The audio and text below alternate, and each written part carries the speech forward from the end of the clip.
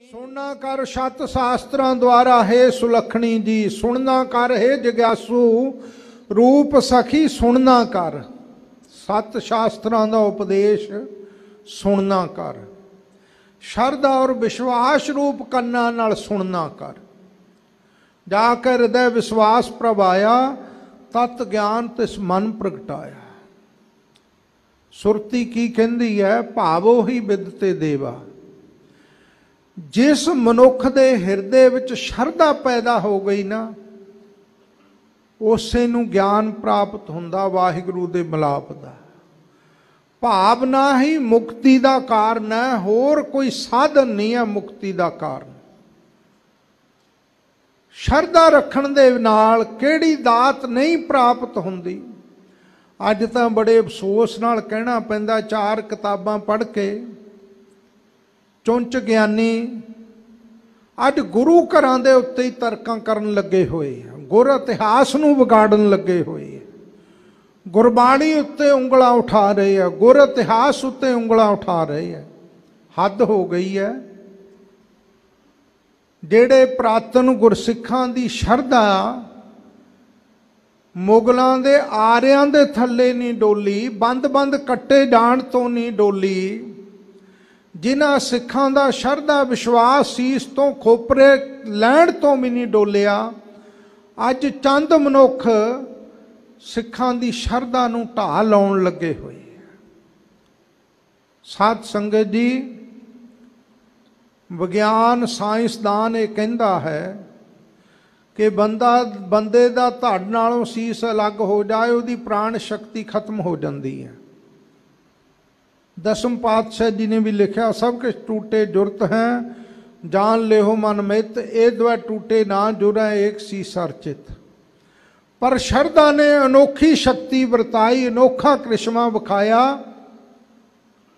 कि धन बाबा दीप सिंह जी सीस लथे तो बाद भी अपना सीस खब्बे हथ की तली ते रख के 18 शेर पक्का खंडा पकड़ के वैरियां दे आहू लाउंदे होए 5-6 कोह दा पैंडा तय करके हरमंदर साहब दीयां प्रकरमां विच आके जालमां दे घेरे तो हरमंदर साहब नूं आज़ाद भी कराउंदे आ, और इत्थे आके अपना सीस भी प्रकरमां विच सतगुरु दे चरनां विच भेटा करदे। ज्ञान विज्ञान कह लो, साइंसदान कह लो, कहंदे बंद बंद कट्टिया जाए, बंदे दी जीव कला जिउंदी नहीं रह सकदी। शरदा कहंदी है, भाई मनी सिंह दा बंद बंद कट्टिया गया, पोटे पोटे विचों सुखमनी साहब दा पाठ जिन्ना चिर संपूर्ण नहीं होया, उन्ना चिर शरीर शांत नहीं होया। आरे नाल भाई मती दास नूं चीरिया गया। विज्ञान कह लो, तर्क कह लो, साइंसदान कह लो, वो कहंदे है भी जिहड़े बंदे दे शरीर नूं आले नाल चीर दिता गया, वो बोल नहीं सकदा। पर साडा विश्वास ये कह रहा, साडा इतिहास कह रहा, दोनों तन ते जपजी पढ़े, दोनों शरीर दियां फाकड़ां तो दो जबाना होने करके दोनों ही जपजी साहब दा पाठ पूरा कर रहे हैं। फिर जाके भाई मती दास की शहीदी हुई। भाई तारू सिंह दा खोपरा लै गया, खोपरा लैण तो बाद बंदा कुछ घंटे भी नहीं जी सकता, पर 22 दिन लगातार जपजी साहब दे पाठ करते रहे। धन भाई तारू सिंह जी, उत्थे दसो उत्थे तर्क हुजतां दलीलां जित्तियां कि उत्थे शरदा विश्वास जित्तिया। भाव बेड़ा जियो चढ़ाऊ, भावना वालियां दे शरदा वालियां दे बेड़े पार हुंदे है। तर्कां हुजतां और साध संगत जी, शरदा तोड़न वाले तां हमेशा डुबदे ही डुबदे है। धन गुरु तेग बहादुर साहब जी का 400 साला गुरुपुरब मना रहे हाँ। जदों सतगुरु जी ने आनंदपुर साहब वसा के बाबा बकाला साहिब तो बाद पूर्व के इलाके नूं तारन की तैयारी की, तो सतगुरु जी ने कैंथल तो अगे 15 को धन गुरु तेग बहादुर साहब जी एक नगर विच गए, बारना नाम नगर दा है, होर भी बारने नाम दे नगर है, पर एक कैंथल तो अगे 15 को बारन नगर नाम दा पिंड है। इस पिंड विच जदों धन गुरु तेग बहादुर साहब जी गए एक नगर दे वसनीक नूं सतगुरु जी ने बुला के पुछया, कहंदे भाई इत्थे कोई साडा गुरु घर दा सेवक प्रेमी सिख है इस नगर विच? तो नगर वाला कहन लगा, महाराज एक जाट जिमींदार है, शरधा रखदा पर बहुती नहीं रखदा, थोड़ी रखदा है, इक्को घर है सिखां दा। और किसान मोर्चे ने बड़ी कृपा की, गुरु साहब की रहमत होई कि जिहड़ा सिक्खी दा बीज सतगुरु जी ने हरियाणा बांगर इन्हां इलाकिਆਂ ਵਿੱਚ बीजिया सी ना, वो फिर दुबारा प्रेम की जड़ी धरती दे विचों जिहड़ा पुराना बीज सी प्रेम का गुरसिखां दा बीजिया होया, गुरु साहब दा लगरां फुटियां। और वो सारे हरियाणे दे जाट वीर अज ये कह रहे हैं कि पंजाब साडा वड्डा भरा, असीं उन्हां दे छोटे भरा। गुरु कला वरताउंदा, फिर सारिਆਂ ਨੂੰ ਦੁਬਾਰਾ महाराज जी की वो कला ने, वो किरपा ने इकट्ठे कर दिते। और वो सारे लोगों में महाराज ने सिक्खी का प्रचार किया। वो कहन लगा, महाराज भला पुरुष है पर शरधा है पर थोड़ी है, ज़्यादा नहीं। महाराज कहते जाओ उन्होंने बुला के लियाओ। वो गया, वो कहन लगा, बई कोई बाहर बड़े भले पुरुष आए है, तेनू याद करते हैं, तेनू मिलना चाहते हैं।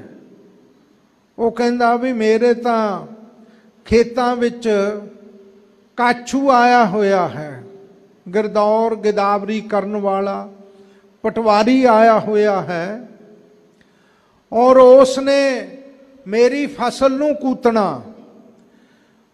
कूतना किहनूं कहंदे आ साध संगत जी?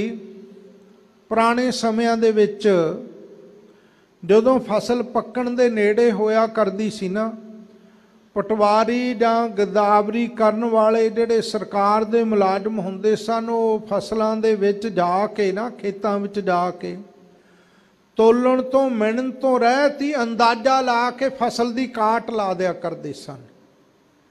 जिवें कई वारी तुसीं चक्कियां ते आटा पिहाउंदे हो, जे आटे की पसाई पैसों के रूप में ना देनी होवे ना, फिर वो आटे दे विचों काट कट लैंदा जिन्हें आटा पीसिया हुंदा। पुराने समय में सरकार इदां लोकां दा अनाज की काट, उन्होंने कण कहंदे सन, वो कण अपना हिस्सा पहले ही लिख के ला दिंदे सन, दे दिंदे सन कि इन्ना अनाज सरकार दे खजाने विच जमा कराउणा पवेगा।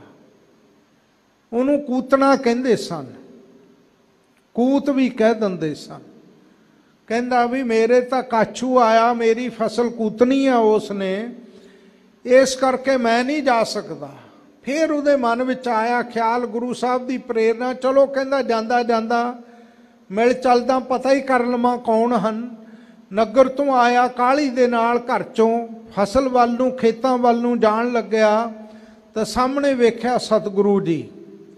पहचान गया कि धन गुरु तेग बहादुर साहब जी हैं। बड़ी छेती नाल आके नमस्कार की।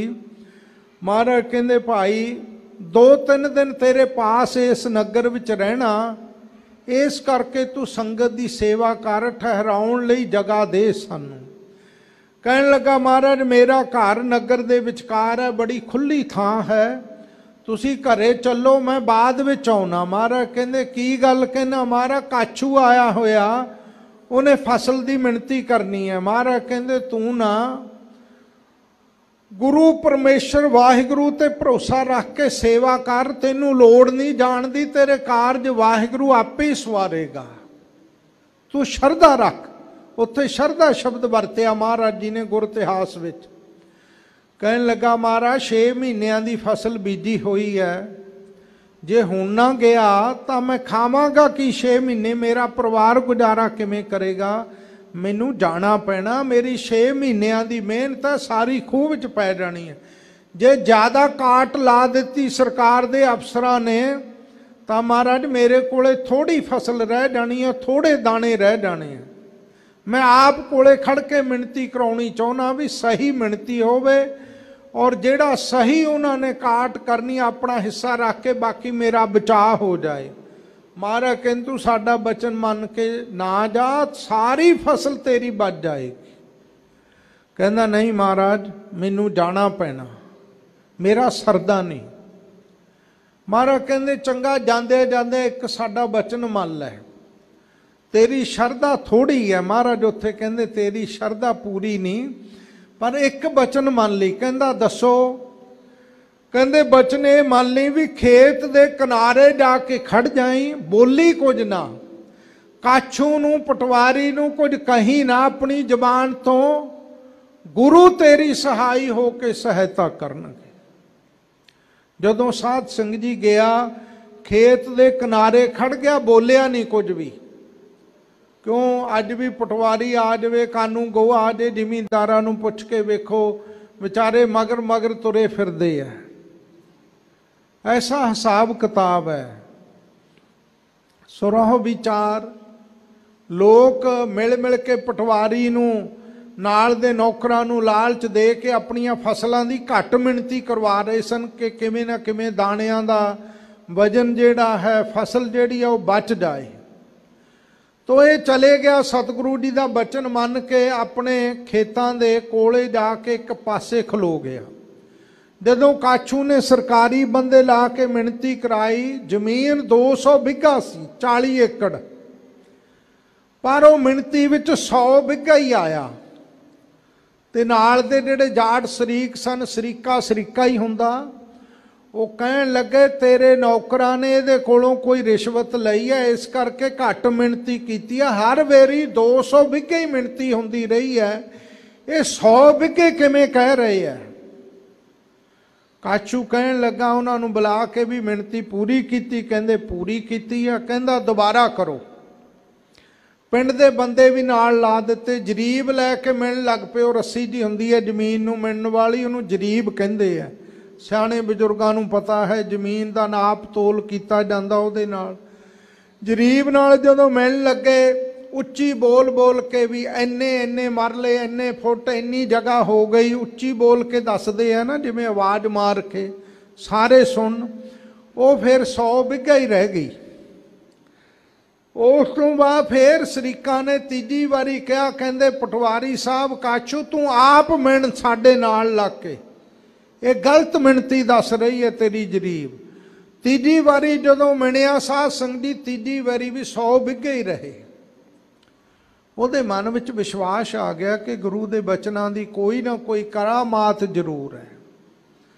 अज तो गुरु दीयां बरकतां उत्ते करामातां, शक्तियां उत्ते भी नुकता चीनी। और कौन कर रहे हैं? साडे सिक्खी दे लिबास विच साडे लोग ही कर रहे हैं। हद हो गई है। जिस गुरु का दिता खा रहे हो, उस गुरु दीयां बरकतां और शक्तियां उत्ते शंका खड़ा किया जा रहा। इस तो वड्डी किरत घणता की हो सकती है? इदों वड्डी किरत घणता कोई नहीं। जे गुरु विच शक्ति नहीं तो फिर शक्ति किहदे विच होएगी? जे गुरु घर विच करामात नहीं तो फिर करामात तुसीं जाके मड़ियां कबरां मसाणा दे विचों लभोगे। पूरी होई करामात आप सिरजनहारै धारिया, नम निधि 18 सिद्धि पिछा लगियां फिरै, जो हर हिरदे सदा वसाए। ये महाराज दे बचन है, सच्चे पातशाह दे गुरबाणी विच रहो विचार। तीजी वारी मिणती होई, कहन लगा काछू भी 100 बिघे है, 100 बिघे दा कण लाओ, काट लाओ। 100 दा 100 बच गया, 100 दे विचों रह गई। छेती देने आया, बार बार चरनां ते मत्थे टेकी जांदा, महाराज तुसीं बड़ी किरपा कीती, मेरा 100 बिघे दा अनाज बिल्कुल पूरा बच गया, केवल 100 बिघे दे अनाज नूं ही काट लगी है। महाराज कहंदे जे पहला बचन मन के शरधा रख लैंदा ना तो तेरा 200 बिघा ही बच जाना सी। सरकार दे खजाने विच एक भी दाना नहीं जाना सी, जे शरधा भावना विश्वास भरोसा रखदा तू गुरु घर दे उत्ते। उसने 3 दिन बड़ी सेवा की। बारने नगर दे जाट नूं महाराज जान लगे, कहंदे भाई 3 साडे बचन मन्नी। एक तां घर विच तेरा कोई भी जीव तमाकू ना वरते, जगत झूठ का सेवन ना करे, जूदा संतां सिखां और भगतां दी सेवा करी। तीसरा अपनी जिंदगी विच सिक्खी कमाई, तेरे घर विच अन्न धन की कोई घाट नहीं रहेगी। तेरा लोक भी सुखी, परलोक भी सुहेला होएगा। सतगुरु जी दे बचन मन्ने। भाई साहब भाई संतोख सिंह जी लिखते हैं गुर इतिहास विच कि जिन्ना चिर इन्हां दा खानदान रहा, तमाकू तो बचे रहे, साबत सूरत केस रखे, सिक्खी कमाई, दसवंध गुरु की सेवा विच लाउंदे रहे, सफल करते रहे, उन्ना चिर इन्हां दे घर विच ना अन्न दी ना धन दी कोई कमी घाट आई। पर जदों इन्हां दे वड्डे वडेरियां तो बाद अगली पीढ़ी आई तो तमाकू वरतन लग पे। उस दिन तो घर विच गरीबी आ गई। कहंदे रोटी भी खाण नूं नहीं मिलती। भाई साहब कहंदे मैं आप अखी जाके वेखी, ताड़ना करके तमाकू छड़ाया। जे गरीबी तो बचना तो गुरु दे बचन मान लो। गुर का बचन बसै जी नाले, गुरु दे बचना विच ऐसी कृपा है। यूं भाई शरधा विश्वास भाव बेड़ा जियो चढ़ाऊ। जिन्हां ने शरधा दे बेड़े ते असवार हो गए, उन्हां दा संसार विच भी लोक भी सुहेला, परलोक भी सुहेला है। ऐसे मेरे सतगुरु धन गुरु तेग बहादुर साहब जी महान रहमता करन वाले। हे जिग्यासु रूप सखी सुनना कर, शरधा विश्वास रूप कन्ना द्वारा।